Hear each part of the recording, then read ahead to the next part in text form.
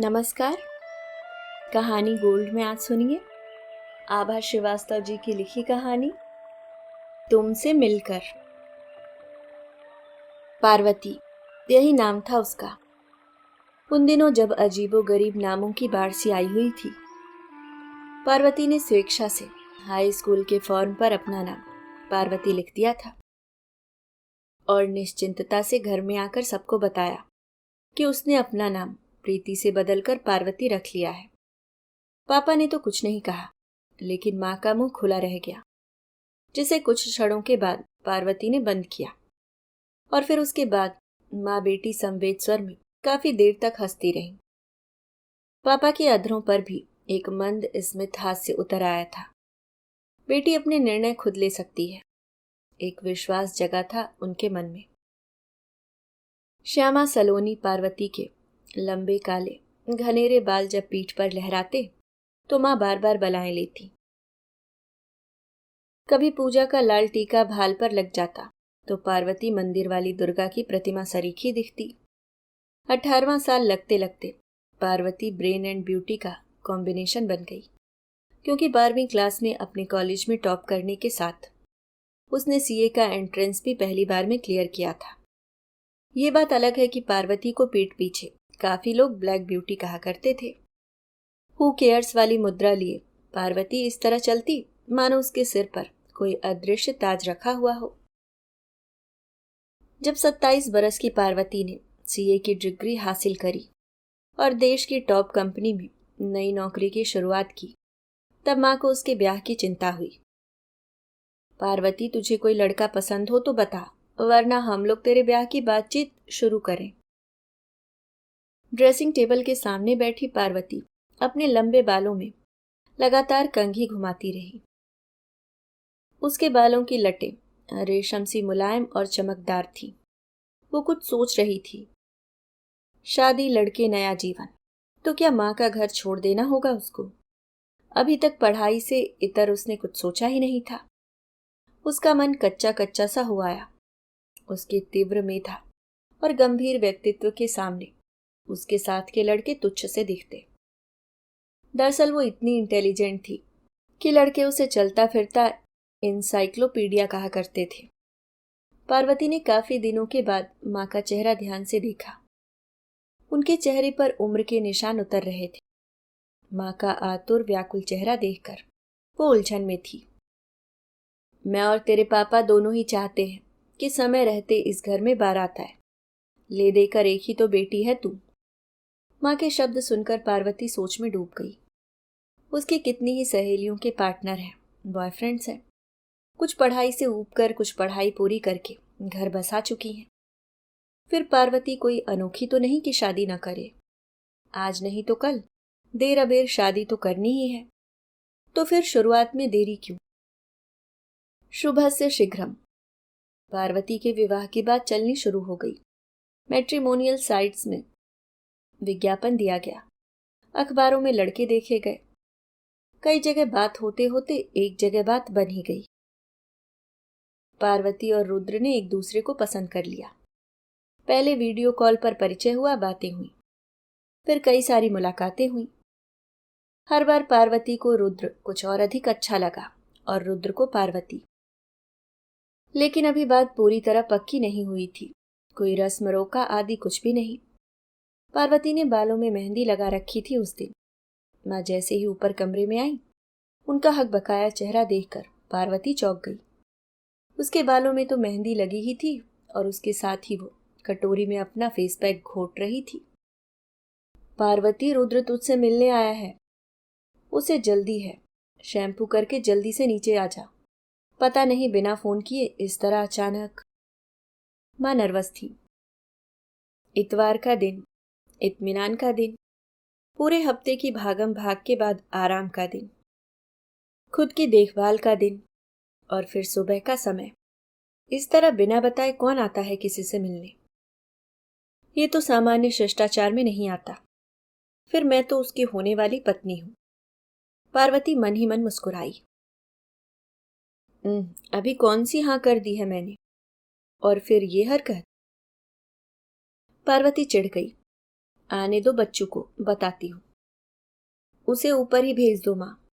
ऊपर? और तू इस हाल में? माँ घबराई। तुम भेजो तो उसे, मैं 5 मिनट में शैम्पू करके टिंच होती हूँ। पार्वती ने माँ को आश्वस्त किया। पक्का? माँ ने एक बार फिर से पूछ लिया। अरे माँ, पक्का पक्का। और पार्वती ने माँ को कंधों से पकड़कर नीचे भेज दिया। और हाँ, साथ में तुम मत आ जाना। पापा भी नहीं। हम लोग जो भी कुछ स्पेशल बातचीत करेंगे तुमको बता ही देंगे। जीने के ऊपर खड़ी पार्वती ने कहा। ठीक 10 या 12 मिनट के बाद रुद्र ऊपर तक आया और पार्वती का कमरा पार करते हुए बस ऐसे ही कमरे से लगी हुई छत तक आ पहुंचा, जहां पार्वती आराम कुर्सी पर अधलेटी मुद्रा में कानों में ईयरफोन लगाए कुछ सुन रही थी। उसके बालों में उसी तरह मेहंदी लगी हुई थी, आंखें बंद, पूरी तरह इत्मीनान वाली मुद्रा।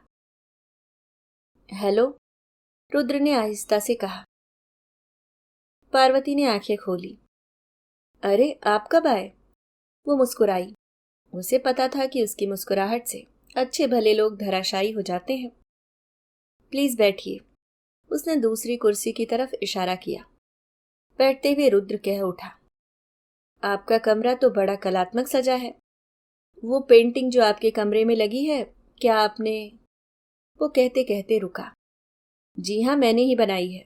क्या चार्टर्ड अकाउंटेंट पेंटिंग नहीं बना सकते? पार्वती हंसी। नहीं नहीं, मेरा मतलब वो नहीं था। रुद्र को पार्वती की तरफ से इस हाजिर जवाबी की उम्मीद नहीं थी। पूरे 4 महीने लग गए इसे बनाने में। पार्वती ने माहौल हल्का किया, सहज किया। मैंने बालों में मेहंदी लगा रखी है, आपको बुरा तो नहीं लग रहा? नहीं नहीं, बुरा क्यों लगेगा, मेहंदी की महक मुझे अच्छी लगती है। रुद्र ने सामान्य होने की कोशिश की, जबकि सच्चाई थी कि पार्वती को इस तरह देखकर उसे अजीब सा लगा था। मौसम की गुनगुनी धूप छत के पार गुलमोहर से छनकर आ रही थी। बहुत से गमलों में गुलाब, गुड़हल, रजनीगंधा लगे थे, कुछ खिले कुछ अधखिले। सीए करते करते काफी शौक पाल लिए हैं मैंने। पार्वती सहसा आराम कुर्सी से उठ खड़ी हुई। वो पौधों को सहला रही थी, एक आध मुरझाई पत्तियों को कोमलता से निकालकर हटा रही थी। रुद्र ने देखा उसकी इकहरी लंबी देहेष्टि पर लाल रंग का काफ्तान भला लग रहा था। पार्वती उसे उस रूप में भी सुंदर लगी।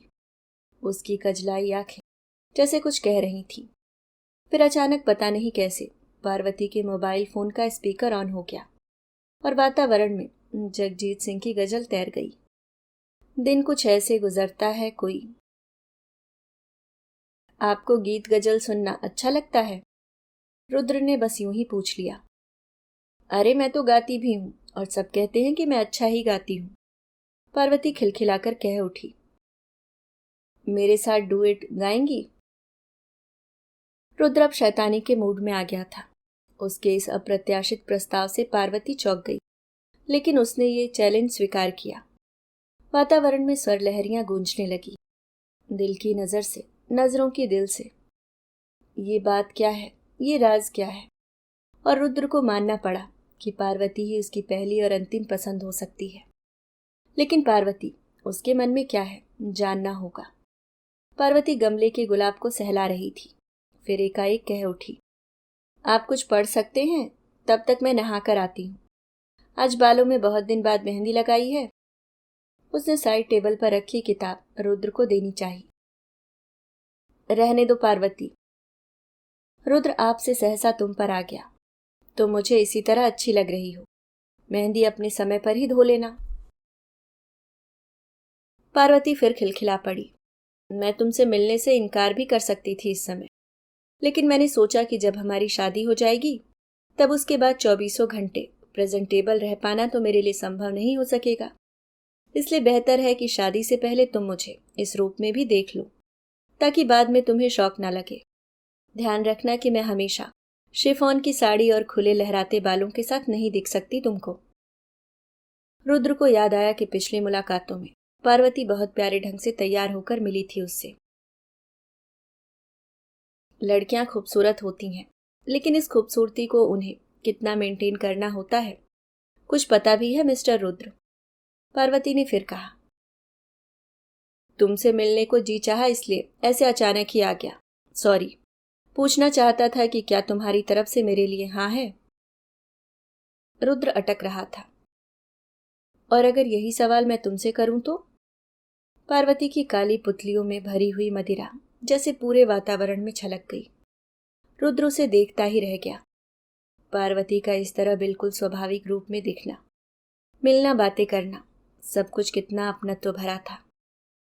सच, आज रुद्र का अचानक आ जाना कितना सार्थक हुआ था उन दोनों के भावी सहजीवन के लिए। अभी आप सुन रहे थे आभा श्रीवास्तव जी की लिखी कहानी तुमसे मिलकर। अभी के लिए बस इतना ही दोस्तों। अगली बार फिर लौटूंगी खजाने से एक और सुनहरी याद लेकर। तब तक कहानियों में बसे रहिए। धन्यवाद।